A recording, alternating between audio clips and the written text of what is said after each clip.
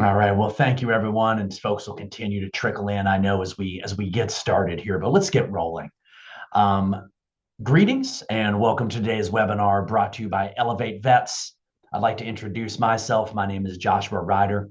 I serve as the executive director here at Kent State University's Center for Adult and Veteran Services. I'm also a school certifying official, and I am the chair of the Elevate Vets Advisory Board. So welcome. Before we introduce the presenter, I want to take a moment for a few things, a couple housekeeping items. Let's talk about Elevate Vets for a second. Elevate, and when we've dropped the link in the chat for you, is an organization created by Veterans Education Success and made possible through a generous donation from the ECMC Foundation. A link for VES is also in the chat. The sole purpose of Elevate Vets is to provide content like this and information to higher education administrators, professionals who serve our military connected students. The idea is that we get better, know more, have more tools at our disposal, we'll be better at supporting these students and making their time at our institutions productive and their path to graduation, whatever their educational goals, whatever that might look like for them, much smoother. So content like that that's about to be delivered today is one example. So just some housekeeping and ground rules.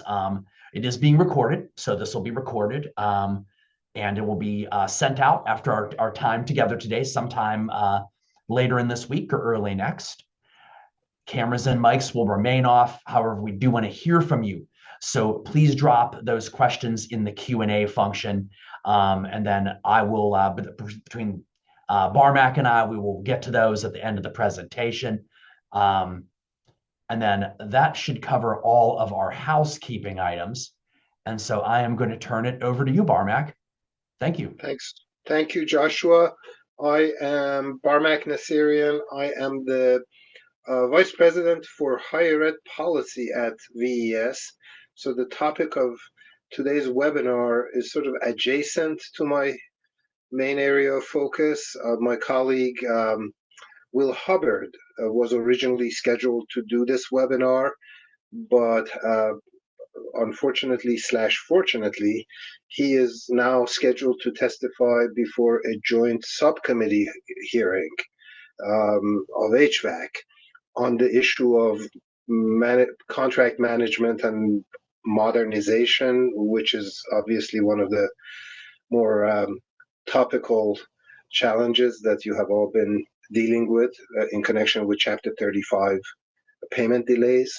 So he was supposed to do this webinar, but he's going to be on the Hill testifying at 2:00 today before the two subcommittees. I will actually give you a link to that hearing in case you're interested, because that is two subcommittees of HVAC, of the House Veterans Affairs Committee, trying to understand what's going on with the delivery system. The benefits have been legislated and the money has been provided, but obviously agencies need to have policies, procedures, and systems in place to deliver the benefits to veterans and their families. And obviously that system, to put it modestly, is somewhat in need of reform. So that's going to be the discussion today.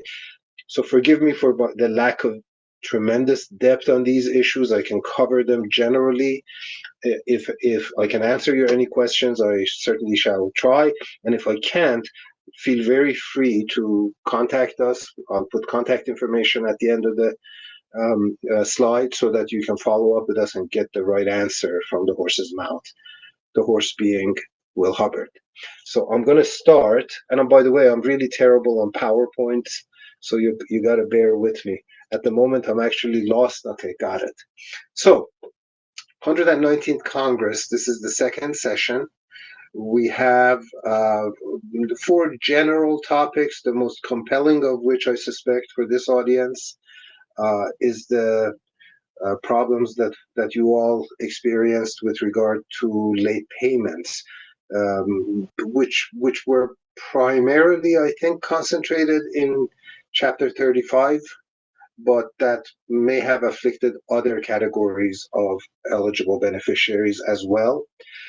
I just want to go over a very quick roundup of events leading up to the events of last term. If you recall, early on, as the transition to the new administration was shaping up, we had the Department of Government Efficiency uh, engaged in a fairly radical reform of not only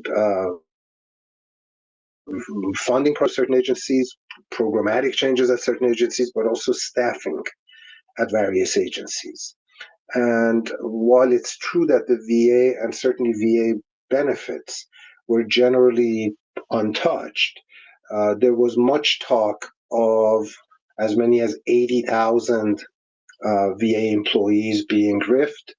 And the assurances at the time, if you recall, were that none of those people would be frontline medical delivery personnel.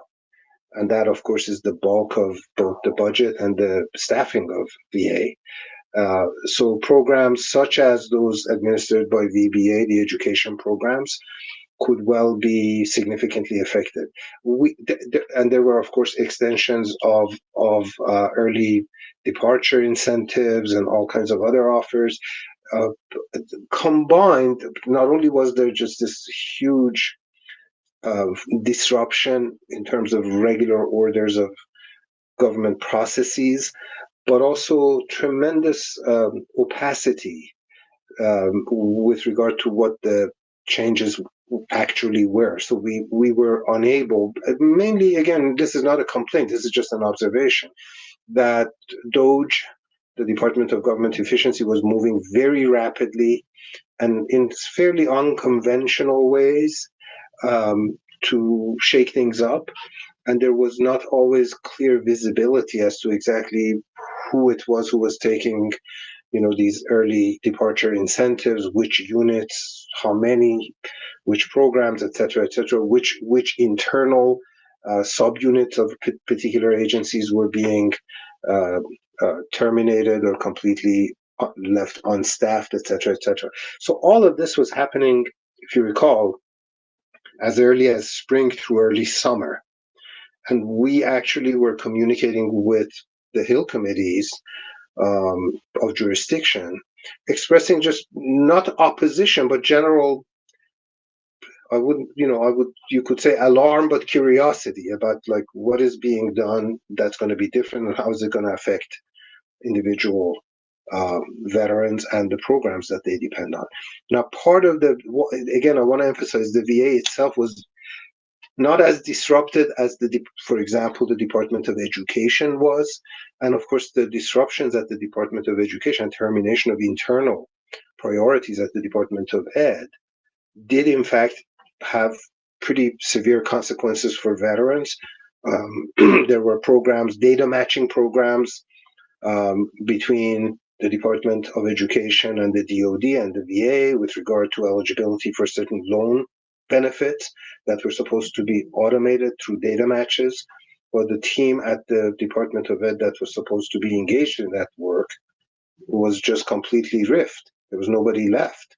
So the program was on the books, the funding was in place, but the people weren't there to actually progress the work. And those things could and ultimately did have some impact on how the law as passed by Congress and signed by the president was actually implemented.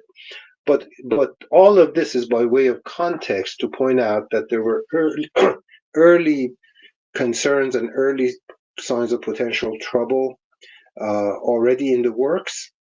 And if you remember, we had, as of October, by the time the semester began, and then we sort of headed into the beginning of the new federal fiscal year on October 1, there was a very long government shutdown, which lasted from October 1st until November 12th of last year.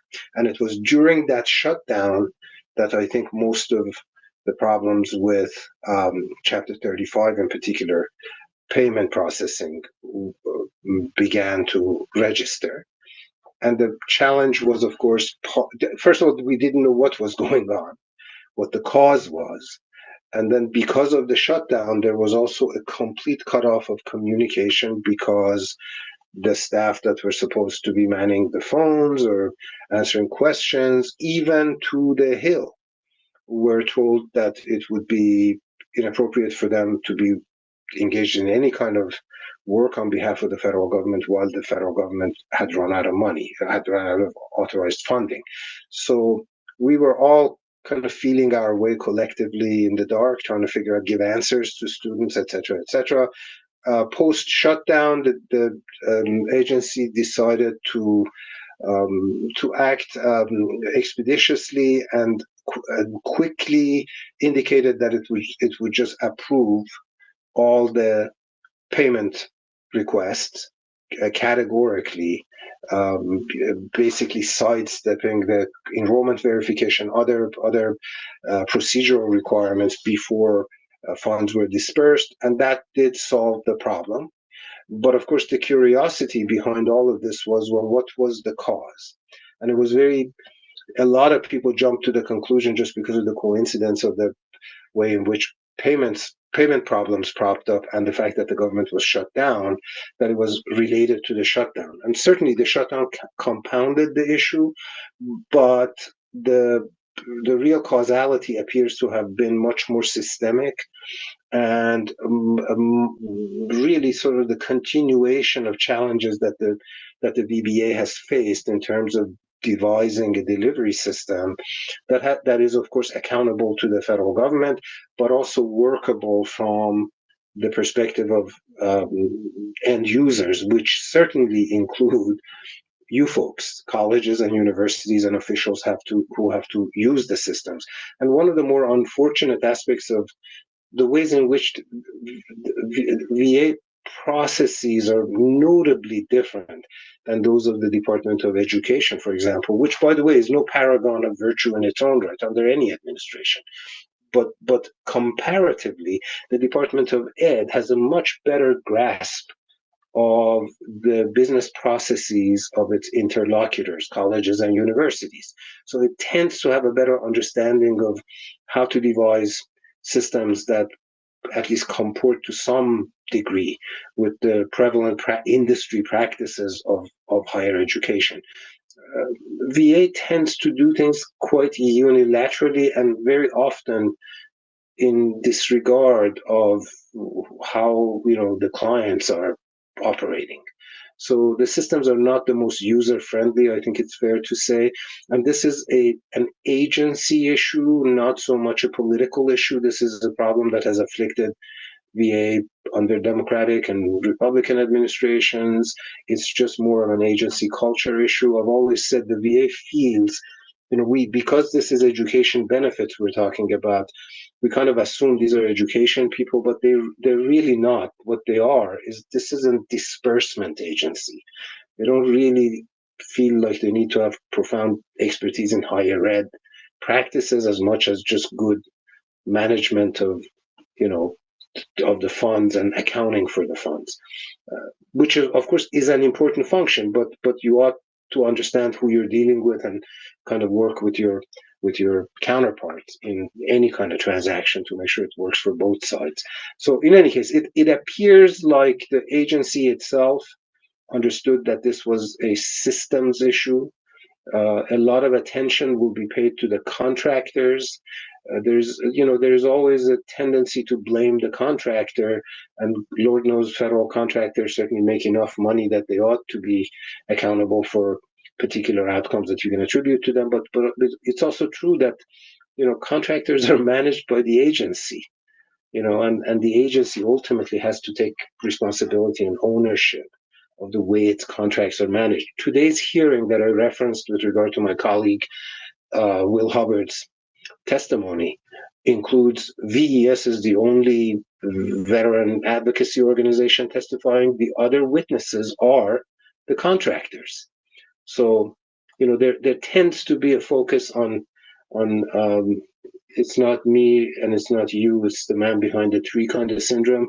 Contractors are easy to kind of point your finger at, but I do think the agency needs to take ownership of its contracts and manage those contracts better and do a better job interfacing with higher ed. So that's sort of the outline of where we are with the payment delays. The fact that it's a systemic, that allegedly we think it was a systemic issue, is troubling. I would almost prefer that to have thought that it was just the shutdown, because we won't have that many long shutdowns, I hope. But if it's a systems issue, then there is really something endemic to these delays and to these dysfunctions, and we really may periodically end up with similar or analogous kinds of challenges. We'll see. But that's the state of play on the payments, and we and more importantly, congressional oversight is still digging to try to figure out what the issues are and where some improvements may be made. Now, in connection with that, I'm going to jump to the other bullet on the right-hand side with referencing reauthorization bills. Most of you know that the defense component of federal law is the only piece of legislation that is annually reauthorized. Annually. It's a stunning statement because, as you know, the Higher Education Act, which many of you have direct experience with, the Higher Education Act was last reauthorized in 2008. It's supposed to be reauthorized every 5 years. Reauthorizations are basically the congressional policy considerations that alter the design of programs. Once programs are authorized, if they are not entitlement or discretionary program or mandatory programs, they then need to be funded annually through the appropriations process. The defense bill is the only piece of legislation that has to be every year reauthorized, meaning its entire design gets put back on the table as well as its funding. So there is now, in light of the series of kind of challenges and frustrations that not only institutions, not only veterans advocacy organizations, but even congressional committees of jurisdiction, the people who write the law, have had with agency interpretation of those laws. There is now sort of in the background, there's some serious proposals out there to subject veterans programs to something akin to the NDA, to the National Defense Authorization Act process of requiring annual reauthorizations. It's kind of a bridge too far, if you ask me personally. I don't know that Congress can. I mean, that's really almost a form of Russian roulette to require annual reauthorizations. But Congresses that in recent years have really not been able to accomplish a lot, just because of partisan divisions and because of the perilously thin majorities that even the majority parties end up getting. So it would be very challenging to do this, but there is talk to this effect. We'll see where it goes. I don't know that it would be the best way of necessarily getting the agency to shape up or necessarily do a better job of interfacing with Congress. But that's one remedy that's been put on the table. Other couple of notes to bring to your attention. One of them is that this being an election year, you end up with two tendencies historically that work at cross purposes with each other. One tendency of many Congresses is that as elections become nearer and reality begins to set in, um, even hyper-partisan Congresses end up converging around some affirmative agenda items that they end up passing very often, by the summer or before the November elections, just so that they can point at accomplishments as they go back to run for re-election. It's not a surprise that a lot of, for example, higher ed bills have been signed in August of election years. Because yes, there are political divisions, but at the end of the day, they're all elected officials, and they want to go back and point at positive accomplishments. So that's one tendency. The other tendency is messaging bills, where plethora of various pie in the sky bills get introduced that even the authors don't expect to go anywhere, but that serve as, sort of affordable advertising for action in lieu of action. They're just out there, I propose this, I propose that. So those are the two dynamics that you will see a lot of. Veterans continue to be a point of general bipartisan agreement, so it tends to be easier, and maybe we can even hope for something along the lines of more constructive engagement on a bipartisan basis in favor of producing improvements for them. So that would be the dynamic between the two forces that tend to work themselves out as elections get nearer. Look ahead. The one thing I wanted to mention to this group is that virtually all VSOs, or even as we speak, engaged in drafting testimony for the annual March hearing.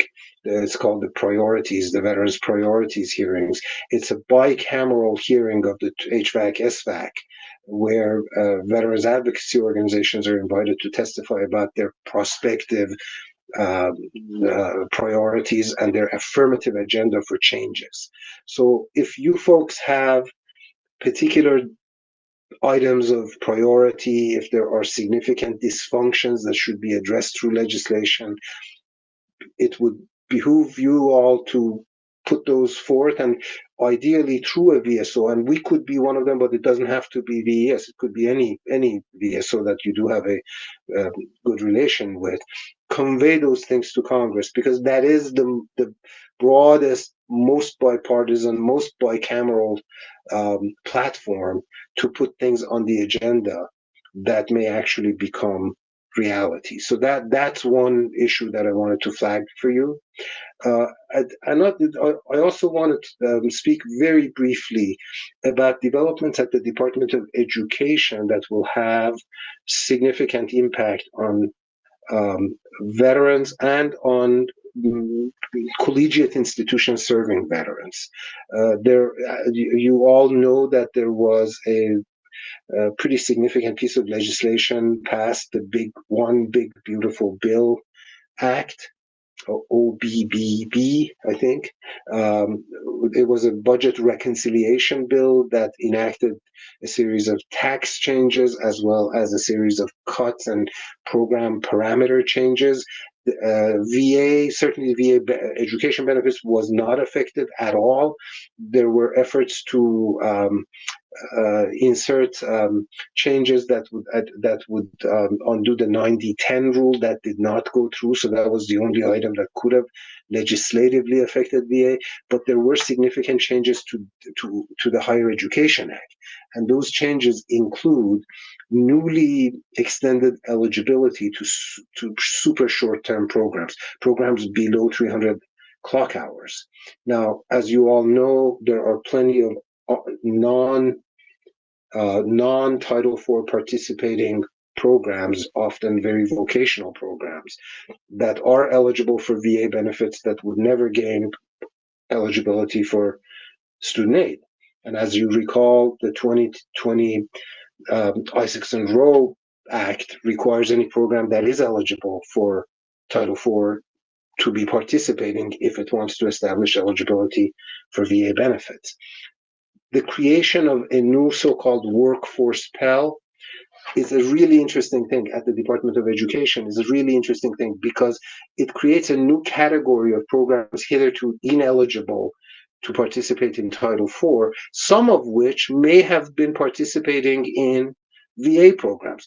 Those programs actually would lose VA eligibility unless they step up and also gain eligibility for Title IV. That's because of Isaacson-Rowe. On the other hand, there are also plenty of programs that did not participate in either program, in either ED or VA programs, that now suddenly become eligible for both because they go after ED eligibility and through that eligibility, establish eligibility for VA benefits. So it's going to be a year of extreme um, sort of uncertainty as to what the impact will be on enrollments of veterans in actual degree programs, because obviously the shorter term programs will market themselves as workforce related, as a quick pathway into jobs. Um, and who knows, a lot of benefits could be siphoned off from post-secondary pathways into more vocational programs of frankly varied and in some cases dubious quality. So keep that's going to be a kind of a strategic issue down the road.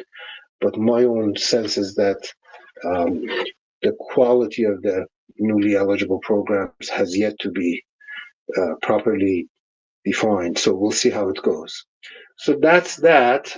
Beyond that, I don't have much else to um, tell you other than to again plead with all of you to in this era where we candidly, and I don't know what your experience is, but we are not getting a lot of direct communication from the agency. Even the forms of interaction that we used to have, there were monthly meetings, for example, have been discontinued.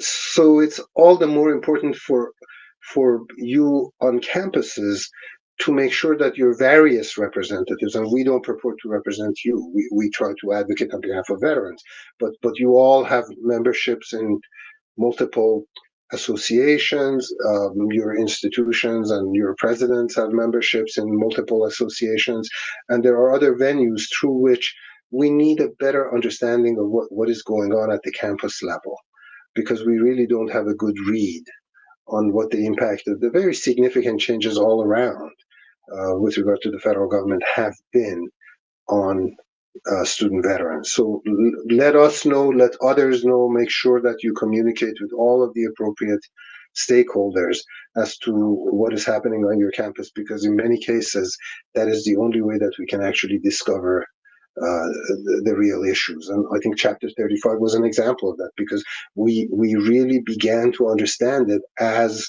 campuses contacted us to let us know that they were facing difficulties. So thank you for that. And I'm going to give you the link to Will Hubbard's upcoming testimony. It'll be live, I think, in about half an hour. And I think, again, the topic is this issue of delivery system.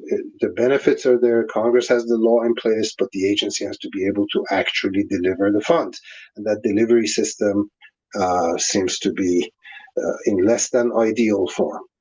I'm going to stop there and see if there's any comments, any advice, any criticism, any questions. Cool. Hey everyone. All right, Barmac, thank you very much. That was great. On point and just exactly what we needed as always. I do have one question that popped up in our chat here. Mm-hmm. Scott, sorry, but I didn't fully understand Barmac's comments about how Isaacson Row might cause Mm-hmm. problems as workforce Pell comes into effect. Can you clarify or give Sure, an example? sure. Remember, Isaacson Row had a provision that says that if a program is eligible for Title IV, it must participate in Title IV to remain eligible for VA benefits, right? So the goal was to subject programs that, if there are, I'm going to use an example out of my head. If dog walking, there may be a dog walking program that is deemed to be um, eligible for VA benefits under certain circumstances, let's say. That is not a program that would be eligible for Title IV under any circumstances, and therefore the VA is making a unilateral judgment about whether that program should or should not receive VA benefits. But if there is a computer repair program or a computer coding program that is otherwise eligible for Title IV, but chooses not to participate in Title IV, but seeks to participate in VA programs. Before Isaacson Roe, it was possible. It was possible for a program to say, for an institution to say, yeah, I'm eligible for Title IV, but Title IV has too many requirements. I don't want to participate. I'm just going to go to VA because VA is easier. Well, under Isaacson Roe, that program, just because it is otherwise eligible to participate in Title IV, it must participate in Title IV. In other words, it must subject itself to the requirements of the Department of Education in order to be eligible for VA benefits. We had short-term programs that were participating in VA, but did not participate in ED programs because ED did not allow programs below 300 hours, clock hours, to be eligible. They couldn't. Now, all of a sudden, those programs, some, not all, some of those programs may suddenly find themselves eligible for ED programs. And if they don't actually participate, they could then lose eligibility. That's the concept. Now, there are many hoops to jump through for workforce Pell. So I don't know that it's just a theoretical thing as the program gets implemented. I don't think it's immediate, but over time, that's one of the dynamics that could kind of pan out. I don't know if that's clear enough, but that's my best attempt at explaining it. I don't see any open questions right now. Yep, Scott says it did. So Okay. thanks. Do you have the actual link to that? I see it at the bottom of the flyer there. Do you have the sort of the text link we can copy, Barmac, for the upcoming for the 2 o'clock testimony that we can See, copy into folks, the chat? he's messing with me because he knows that I'm not a good techie. So maybe let's see. How do we do this? I would have. How do you copy something? Copy link address. Would that work? And then I would He need to says go. if you want to email Jason the presentation, he can go ahead and he can get that right out there for everybody. That'd be Yeah, I great. I am not very good with this stuff at all, and I don't know how to say. But there should be a way of sending it through chat. I believe. I just don't know how to do that. Try hovering over that link, or see if you Somebody can actually, select that link. Just Can you hover right click over and it. copy it? I did copy it, but I don't know how to. Where's the chat button?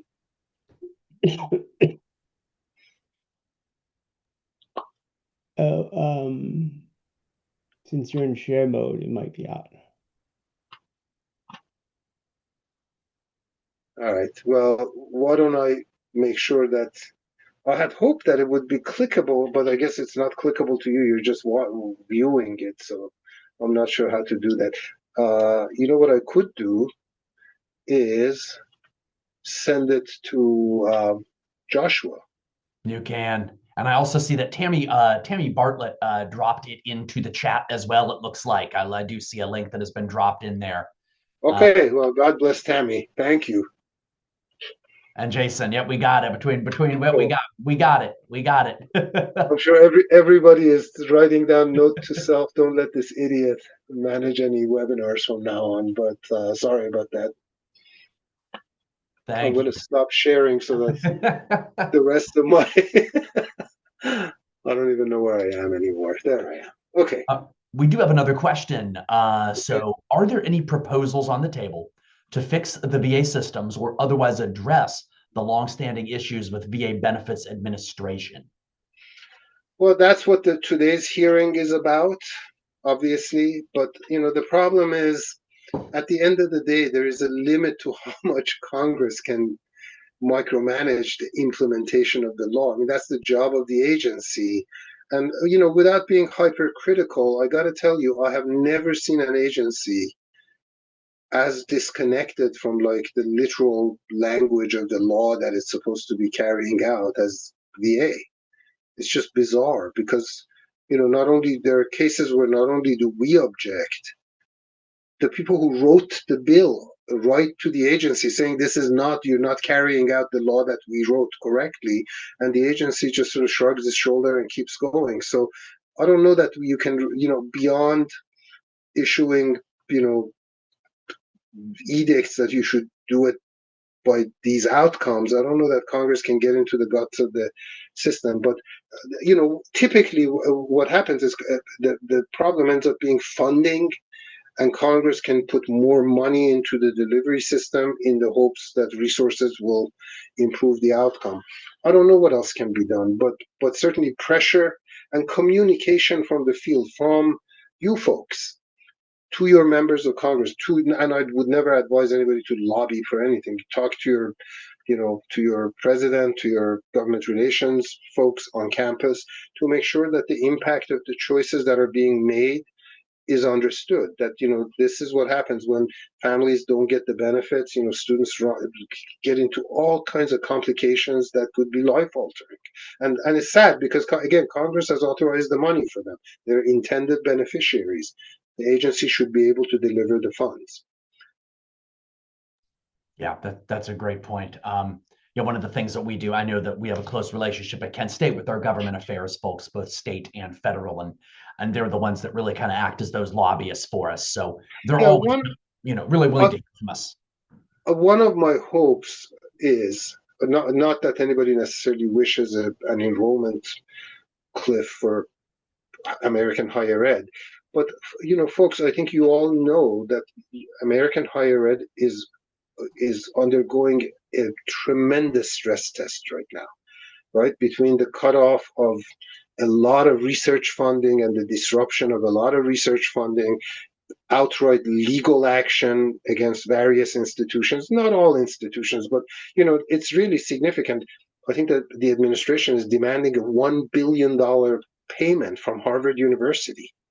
And whether we think it's right or wrong, and I'm not necessarily Harvard's biggest fan, but the fact is that $1 billion is real money even for Harvard. So so at a time, and then of course there's the issue of a collapse of the demographics when it comes to traditional age students. There are not that many of them in play. The skepticism and the concern about cost escalation, and then the shortage of international students who used to pay full freight. I was hoping that one silver lining could be that veterans who have benefits, who pay full tuition for all intents and purposes, would become more of an area of priority for institutions. If you don't have full pay international, you can at least get full pay veteran students. Why not? But the systems have to support it, and that's and hopefully government relations folks and university leaders begin to pay more attention to veterans as they should have all along. Excellent. All right. I don't see if there's anything else. We certainly have a little bit of time here. The question and answer queue is still open if there is anything. Yeah, the one thing actually, Joshua, I will, it's not a question, it's a plea. You know this, and you and I talk about this fairly frequently. I just wanted to know, we have, thanks to Joshua, we have an informal policy get together. How often? I want to say once a month. Am I right? Or once monthly, typically. Yeah. I like it a lot better. You saw why, partially because I'm a terrible presenter, but I like it. I like it a lot better when, instead of me yapping away, that there is a real conversation with a group where everybody contributes. So if any of you have an interest in that, by all means, I don't know, Joshua, you put out a general call. How do you do it? I sent out a general call last time. A couple sessions ago, we kind of talked about this, and we had people in tell me if they were interested. So if you're already participating in that, great. You're already in the conversation. No, you know who you are. It's the ones who don't. You know who you are. We have regulars, but if you'd like to be a regular, join us, because that's an easier conversation all around, and it's really a much more informative thing because everybody gets to talk, not just me. I don't have much to say. Absolutely. And you could, Jason, you could put my email in the chat, just jryder@kent.edu, and you can email me if you're interested in that, and I'll make sure you get included in the next one. It looks like probably towards the end of this month, I think. Typically they're at 1:00. They're always on Teams. It is not recorded, so we can, you know what I mean? We can speak freely. Thank God for that. That's what he says, but chances are he's going to use those to blackmail some of us. I don't know. But yes, so that is that is where it is. So unless there are any other last minute questions here, I don't see any. I do not see any. Okay. Jason, I don't think I'm missing anything. So it looks like we're clear. So thank you everyone for participating. And just as some final housekeeping, again, as a reminder, we will get this out to everybody. And for all of our registrants here, that'll be sent out to you. You'll be able to watch this and share it as widely as you wish. There is no embargo on the information. We want to get the information out there as far and wide as we can. So again, thank you on behalf of Elevate Vets. Thank you for joining us, and we're looking forward to having another one of these actually next month in early March. I'll be presenting, and another colleague of mine, Nicole Foster, will be presenting on compliance surveys. So we'll get that out there. I think a lot of our school certifying official folks will want to hop in on that as we talk about things from St. George Consulting, as we talk about VA audits and reviews and state approving agency reviews and risk-based reviews. So we'll be having a kind of a layman's, a practitioner's standpoint on how that is done. And we're looking to get that out there in the first week of March, I believe. So look for that marketing coming out here in the next week or so. Thank you, everyone, and have a great rest of your afternoon. Thanks, Joshua. You're welcome. Thank you, Barmac. Bye.